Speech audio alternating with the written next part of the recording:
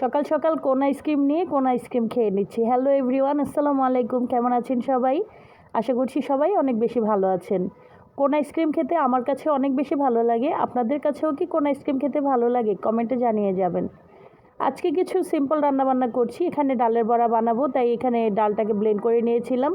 আর এখানে সুন্দর মতো আমি ডালের বড়াগুলো তেলের মধ্যে ভেজে নিচ্ছি, খুব সুন্দর ব্রাউন কালার করে।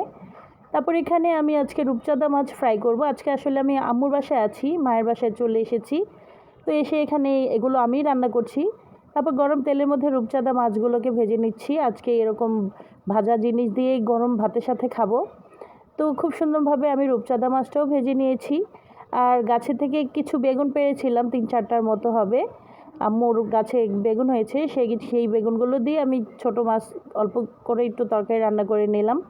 দুপুরে এগুলো দিয়েই খাওয়া দাওয়া করেছিলাম। আর বিকালে সবজি পিঠা বানাবো, তাই চিকেন আর সবজি মিলিয়ে একটা ভাজি করে নিচ্ছিলাম। আর এই দিকে আম্মু আমাকে একটু হেল্প করছিল, চালের আটা গুলিয়ে ছোট ছোট করে বেলে দিচ্ছিল যেন আমি পিঠাটা বানিয়ে নিতে পারি।